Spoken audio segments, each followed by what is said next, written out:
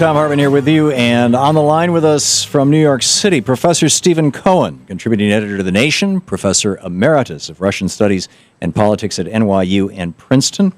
His book, Soviet Fates and Lost Alternatives, which examines the new Cold War, is now available in paperback. For more of his writing, you visit The Nation's website, thenation.com. Professor Cohen, welcome back. Thank you, Tom. It's always nice having you with us. I saw this headline. Tom, I was just wondering, do you permit a guest to digress from their subject to your commentary? Of course. I am a product of public schools. I went to public school in Kentucky, where I grew up, and I went to a state university, Indiana University. I am a patriot of these state land-grant universities. They are in deep crisis. Senator Sanders is absolutely right. I don't think they should be completely free. I think they should have a nominal tuition. But the crisis of the public schools is part of the crisis of our political discourse. Those public schools, those state universities were the way so many of us got our start. Yeah. And there's one other thing. What we call community colleges, or two-year colleges in this country, they aren't providing people who can't afford and really don't need four-year universities the kinds of programs that could be available with a little bit of original reconception.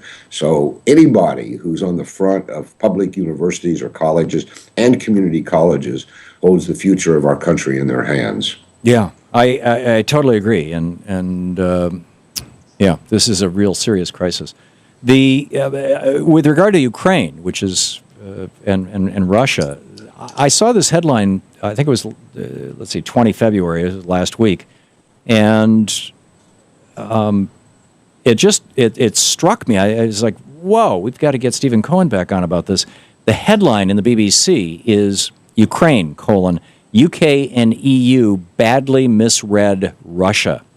And then the UK and the European Union have been accused of catastrophic misreading of the mood in the Kremlin in the run-up to the crisis in Ukraine. We're about the one-year anniversary of the new pro-Western government, are we not? We are, and I saw that report, and it's not the first report. I think it was the German magazine Der Spiegel about 4 months ago did an investigative article to ask why in the world the German policy class decided in November 2013, more than a year ago, because that's when that crisis began, why the German Foreign Office, Merkel, the leader of Germany, went along with this notion that Ukraine should be confronted with an ultimatum. Either you trade with the West or you trade with Russia, and you can't do what Putin, Russian president, was offering at that time, which was a three-way arrangement to save Ukraine, which was already melting down financially. So you've got now, first in Europe, and now in the United Kingdom, which has been every bit as bad as Europe, these reports coming out. But it is an attempt by the people who made these decisions to cover up their role in what is now, today, as we talk, the worst international crisis since the Cuban Missile Crisis. And since you and I talked, I don't know, was 2-3 weeks ago, maybe less. I had the same cold then, so it couldn't have been too long ago. Things have gotten worse. But these reports are interesting because they tell us that the consensus of playing really hardball with Russia and blaming Russia for the entire crisis, which is the official line in Washington, is breaking down in England and in Europe. So politically, these reports are important, even though they're fibbing a lot, and there's a lot of covering up and passing the buck going on. But they are significant. You're absolutely right. So let's, for the benefit of somebody who might have just tuned in, let's just reset the story. There is a storyline that we have here in the West that President Putin has been meddling in Ukrainian politics and snatched Crimea, and now he wants the eastern part of Ukraine that will give him, I guess, a route to Crimea or something like that. Russia, the Russian people have a very different storyline that they tell themselves, and that I think Mr. Putin does. And then there's a sort of intermediate, what's going on in Ukraine. You want to just recap all this stuff for us? I mean, all this stuff is just too much. There's so many moving pieces. Right. And you and I have talked about it, I don't know, in the last year, maybe 10 times. Don't want to go over everything, but let's remember what happened.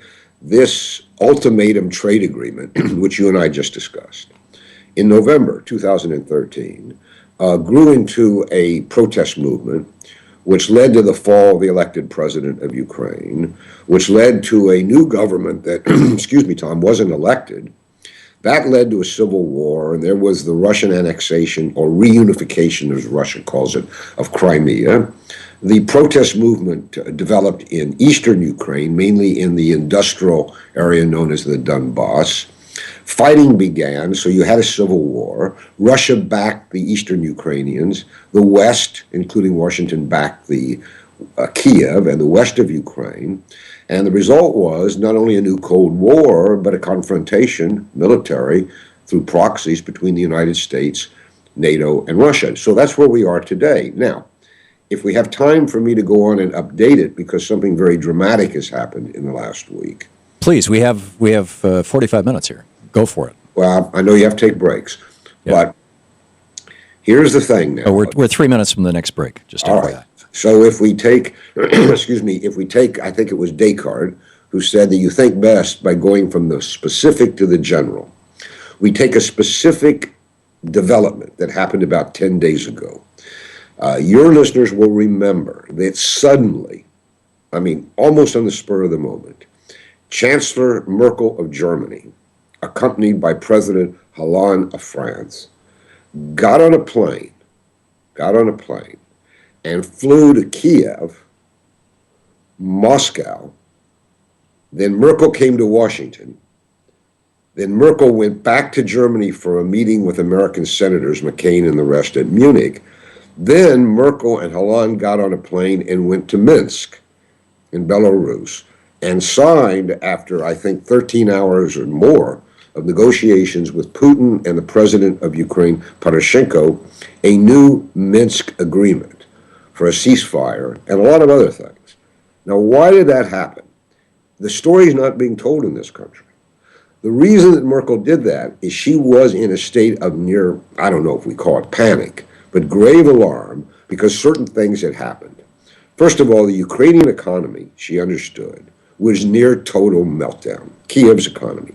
Secondly, the Ukrainian army, and this is the army that Obama is supposed to decide in 2 or 3 days whether he's going to send $1 billion of weapons to for the next 3 years, was also in meltdown.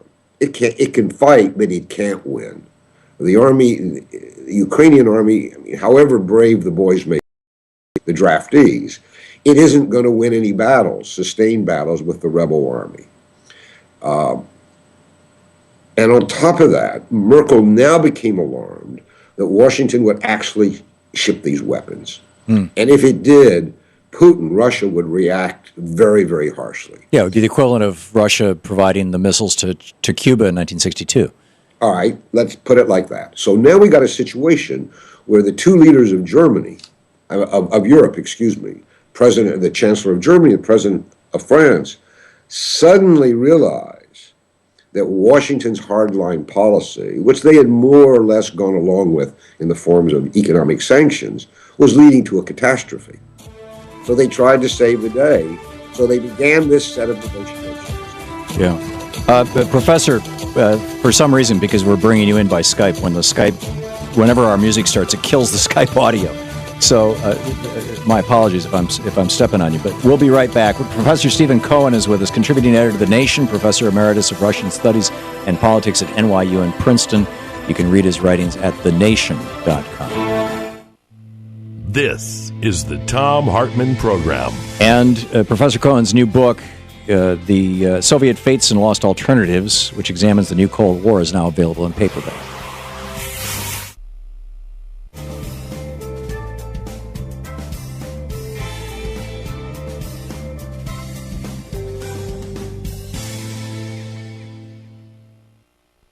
Welcome back. 15 minutes past the hour. Professor Cohen, you're still with us?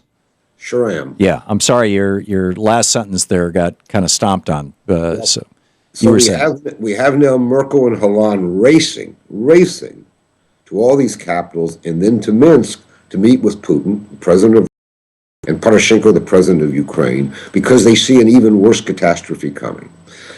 Now we come up to the events of last weekend. One of the issues that brought Merkel to Minsk was that in a town called Debaltseve, a small Ukrainian town in the east, but one of enormous importance because it's a railway hub that unites the whole of Donbass, about somewhere between 5,000 and 7,000 Kiev Ukrainian soldiers were trapped by the rebel armies. Merkel did not want to see them wiped out. She thought that this would escalate the crisis beyond her control. Yeah. So they say that of the 13 hours in Minsk, for 6 hours they discussed what would happen to those trapped men. And the best story that I can get, and it's not reported in the United States, is that Putin said the rebels will give them a safe conduct out. Those boys can go home to their moms, their wives, their families, if they put down their heavy equipment. They leave their artillery behind. And there'll be a safe corridor. They can leave. And the president of Ukraine denied that those men were trapped. For 6 hours, they could not persuade him to admit it. And he kept leaving the room and calling Kiev, which tells us along the way, he doesn't have much power. He's talking to the guys in Kiev with the real power. So they reached this agreement for a ceasefire. This is, I think, last Saturday. But they leave aside the question of what's going to happen to those soldiers at Debaltseve, because Poroshenko won't discuss them. And Putin says the offer remains. If they put down their heavy equipment, they get a safe conduct home, all of them. But if they try to fight their way out, or if an attempt is made by Kiev to send a rescue mission, the rebel armies will open fire. And that's what happened. And there was a horrible battle there. And we don't know because Kiev is lying, flatly lying, when they said that maybe 100 soldiers died. Some people think maybe 1,000 or more Ukrainian soldiers died. But the point is that the Ukrainian army suffered another catastrophic political defeat. And that now has political ramifications. Poroshenko is trying to put the best face on this in Kiev. He held a welcome home victory parade, but it was preposterous. Now it ramifies to Washington. Are we really, seriously, going to give sophisticated American weapons to a Ukrainian army that has no clue how to use them? If they do learn how to use them, they will likely lose them to the rebel army, and which would involve putting, by my estimate, maybe as many as 400 Americans on the ground. And so now you got boots on the ground to train the Ukrainians how to use those weapons. And you don't train them, in 24 hours and go home.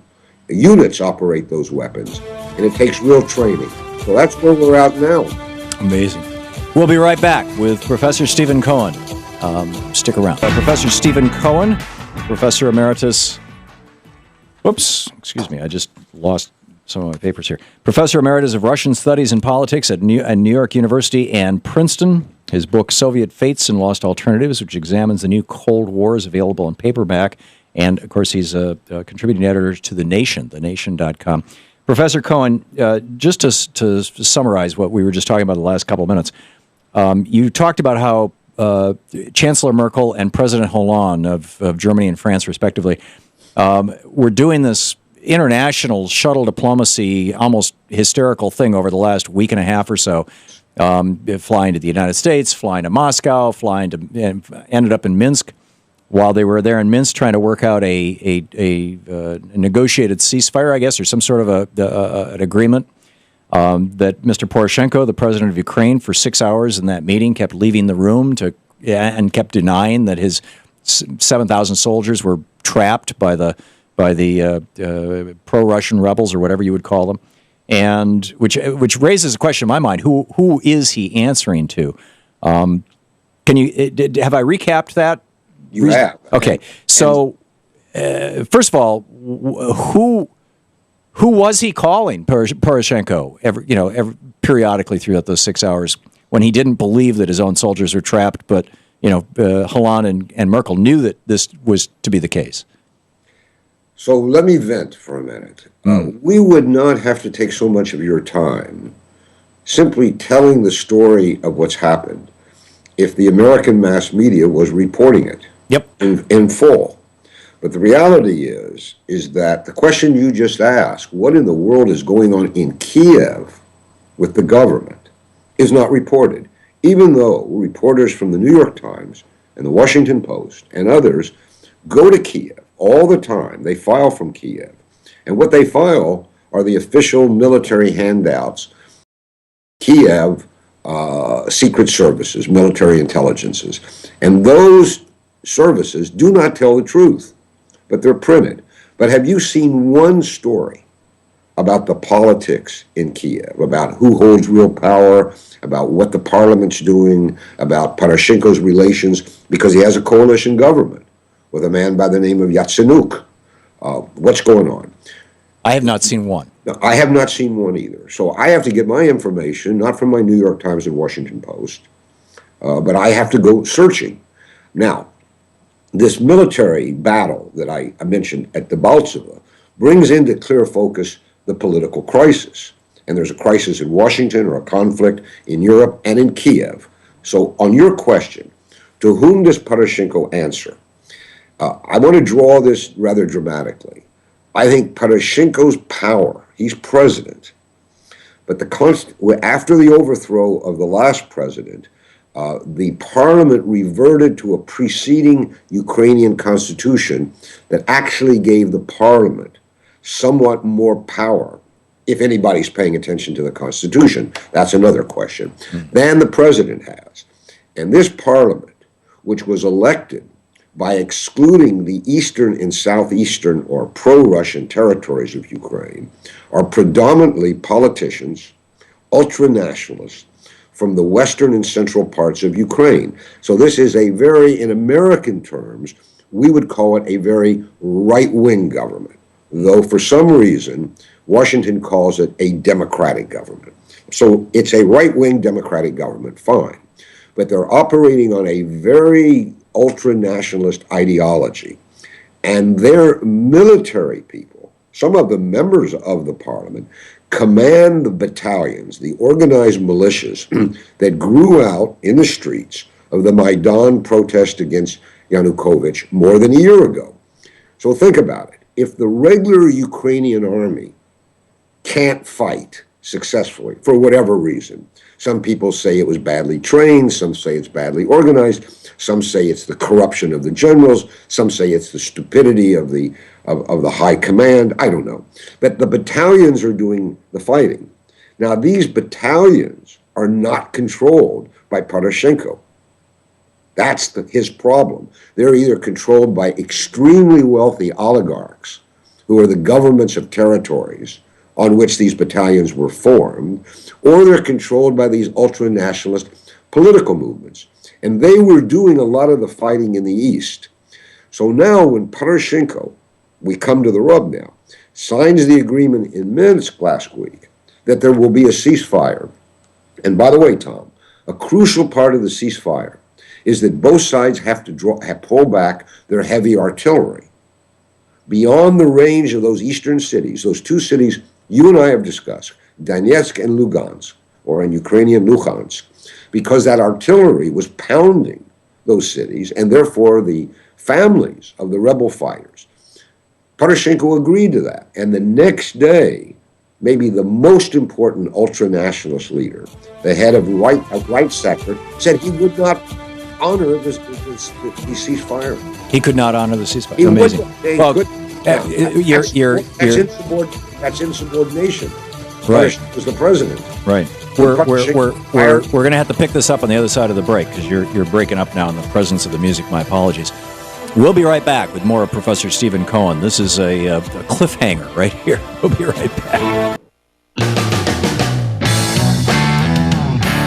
Welcome back. Thom Hartmann here with you, and Professor Stephen Cohen on the line with us, contributing editor to The Nation, thenation.com, professor emeritus of Russian Studies and Politics at NYU and Princeton, And his new book, or his book, Soviet Fates and Lost Alternatives, is newly out in paperback. It examines the new Cold War, and so check it out at all the local places. Professor Cohen, welcome back. Thanks, Tom. So let's just, if we can recap in a minute or two, Tom, the territory we've covered. Tom, will you allow me one more trespass? All you'd like? Sure. One of the perks of becoming old, or as we have to say politically correctly, a senior citizen, is that you got opinions based on your life. This story about rewriting textbooks in America, and I've seen it by state legislatures usually, over the years, has a parallel in Russia. There's a struggle in Russia now, and people blame it on Putin, but it's not about Putin, that powerful lobbies object to textbooks, including the history of Stalin's terror, on exactly the same grounds that it emphasizes negative pages in Russian history. They should be deleted for the positive pages.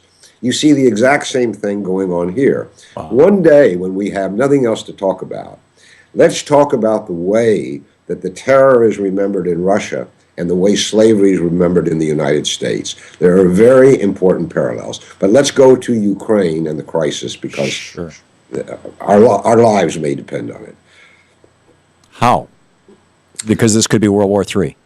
Well, yeah, I mean, it could, I mean, look, let's go back to where we were a minute ago with this Debaltseve battle and the Minsk agreement. We need to hope that this Minsk II, as it's called, the ceasefire, and it has a lot of political parts. Kiev gave up a lot politically, but Putin gave up things that have made people in Moscow angry at him. But what it means is we now need to look at the crises. We just talked about Poroshenko's political crises in Kiev. Some people think he may fall soon. I don't know, but I wouldn't rule that out. Now look at Europe. Clearly, beyond dispute, and this is confirmed by all the reports, including the one you read at the top of the broadcast about a British report about who's to blame in England, we're now seeing a profound split between Europe and the United States. The United States was not invited to participate in the negotiations at Minsk. This was a European overture. So the question is now, will the European solution prevail? That means negotiation. But Europe itself is split. Poland is against this. The small Baltic republics are against this. France, Germany, Spain, Italy are in favor. But the United Kingdom stands with Washington. And now we come to Obama. He has said that in the next few days, he will decide whether to ship these weapons. Now remember, the American Congress, including almost unanimously the Democratic Party, voted to arm Ukraine. And Obama signed that legislation. That's what empowered him to do this as he wants. The war party in America, and if we have to put a face on it, it's Senator McCain. But more powerful people than the senator stand behind the senator. These people do not want the negotiations or the ceasefire to succeed. They want a showdown with Putin. Now, have they thought through this showdown? I don't know if they can think at all. But by my reckoning, they have not.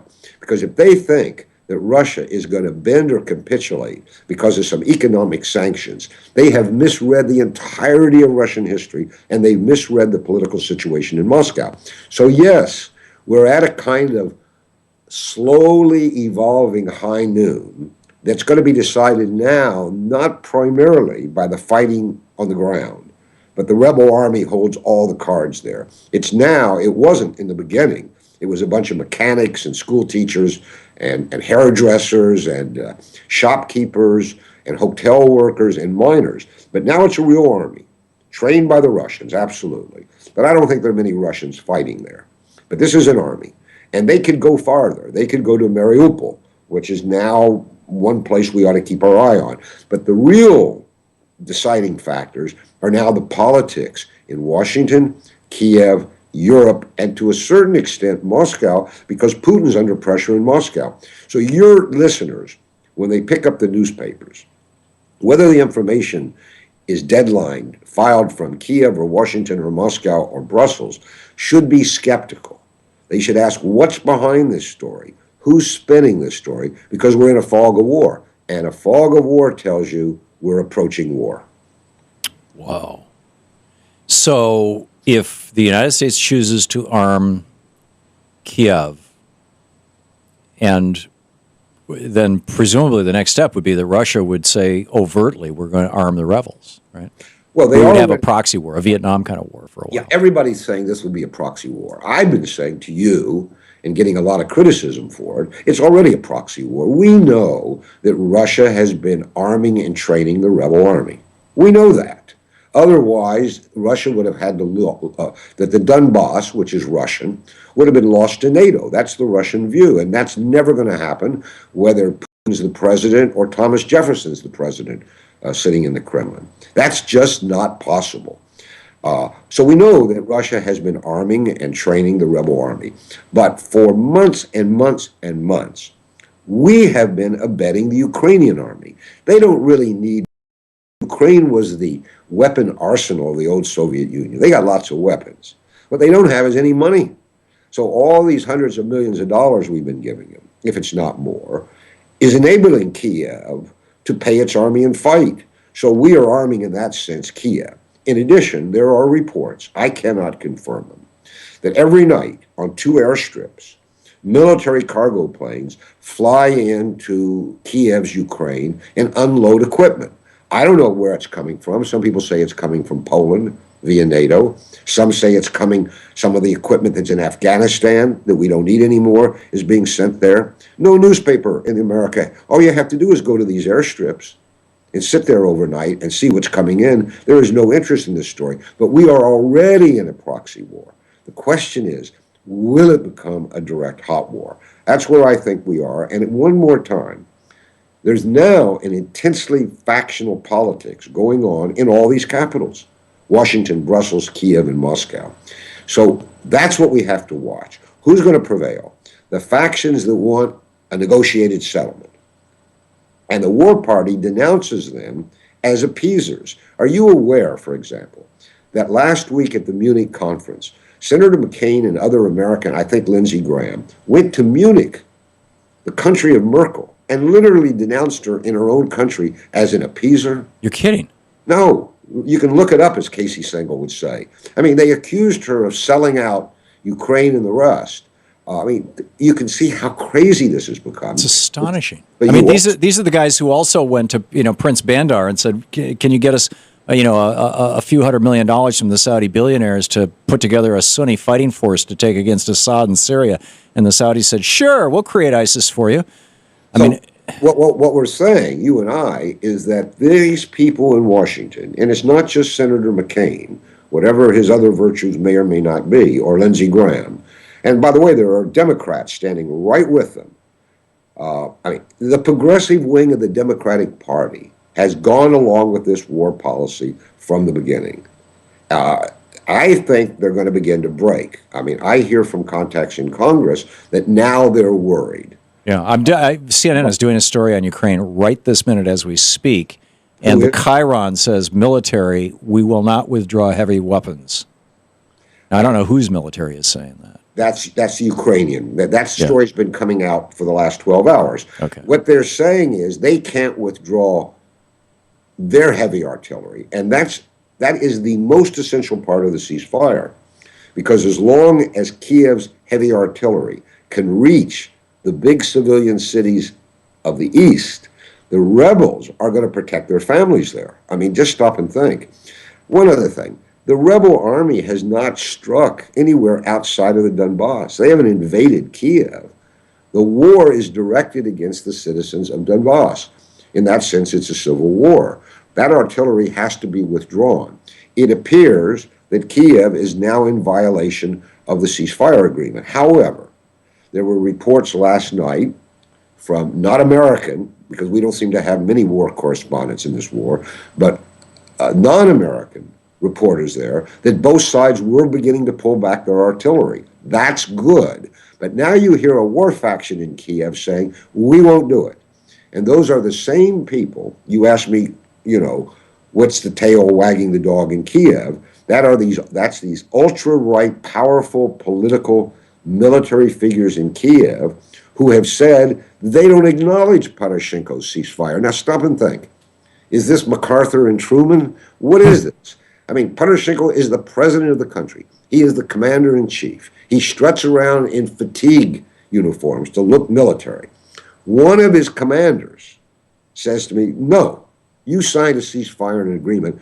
My army will not obey it. We're fighting on. So there's the problem. Insubordination. It's insubordination, but let's go to Washington. Senator McCain and the others have their own foreign policy. They have it toward Syria. They have it toward Putin. They now see an opportunity, they think, to impose that foreign policy on Obama. So I would say the day of reckoning has come for President Obama. He hasn't spoken directly, but look at what he does about these weapons. That's the key question now for him. The key question is, what will he do about the weapons? Yeah. Fascinating stuff. Professor Stephen Cohen, Professor Emeritus of Russian Studies and Politics at NYU and Princeton. His book, Soviet Fates and Lost Alternatives, is just now back, and you can read his writings over at thenation.com. We'll be back.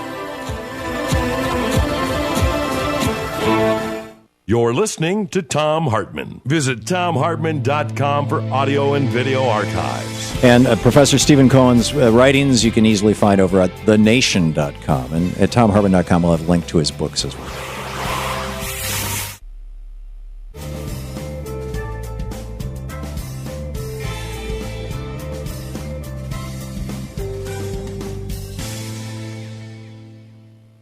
And welcome back. Professor Cohen, we have 4 minutes to wrap this all up. May I hand it to you to do so? You know, Tom, you've been very good to me for a year. You've given me quality time. You always get the questions right. I remember with your own commentary on Europe when you came back from Germany a few months ago, I think. Yep. Led me to think about things I hadn't thought about. So sometimes I do a lot of talking. Sometimes we have a dialogue. But, and I don't want to breach an ethic here, but since you are one of the leading media spokesperson for what supposedly the progressive movement in the United States, I want to emphasize how different this struggle against Cold War is today than it was in the 70s and 80s, when we called it the struggle for detente. The American liberal left progressive movement is almost 100% missing. It's absent. With regard to Ukraine? With Ukraine, it's not just Ukraine. We're now in a new Cold War with Russia. We understood during the last Cold War, though this has been forgotten, that for the sake of avoiding nuclear war, we had to see that there were two sides to every story. We had to negotiate, we had to compromise, we had to find a settlement, and that was called detente. Right. And eventually it led Reagan to sign, they thought, into Cold War deals with Gorbachev 25 years ago. But we can't find, those of us who are worried, anyone in Congress on the left of center who will stand up and speak, who will come on the Thom Hartmann show and say, no, we've done this wrong, we got to rethink our policy. And then that would lead to the mainstream media, and that would lead to maybe other members of Congress. And believe me, we have made a lot of phone calls, and they're polite, they listen. But so far, they don't act publicly. Well, here's what I've spoken with a couple of politicians, shall we say, Democratic politicians, about this topic. Good. And the feedback that I got is if I go out and start contradicting the White House, basically, on this issue, as a Democrat, the punishment can be quite severe. Correct. And I'm really putting myself out there, and nobody's going to catch me. On the right, you know, McCain and Lindsey Graham, they know they can go total whack job. You know, war, bomb Iran. And there will always be another $100 million from the defense industry lobbyists to keep them going. Nothing like that on the left right now. I think you've got a lot of Democrats who are scared to death of this topic. It's all true, though we have found more conservative Republicans, at least in the House, who are deeply worried about this issue and beginning to move. Yeah. And I think that if Senator Rand Paul was not afraid of Rubio, this would be his issue. This would be his issue. But to those Democratic politicians who say they're worried and afraid, that's not what being a politician or a leader is supposed to be about. Yep. I know that the old John Kennedy profile of courage wasn't entirely true and was a cliche. But what do we need politicians for who don't represent the best of the nation and the cause, and who just worry about whether they're going to get reelected. And all they need to do is remember those lonely handful of Democratic senators and congresspeople who challenged Lyndon Johnson at the beginning of the Vietnam War, and history proved them to be right. Though some, it's true, were not reelected. Yep. And then Barbara Lee in the modern era. They have to decide how they want to go down as history, as somebody who was reelected or somebody who was right. There you go. Professor Cohen, we're flat out of time. Professor Stephen Cohen, thanks so much for being with us today. Truly appreciate it. We'll be back.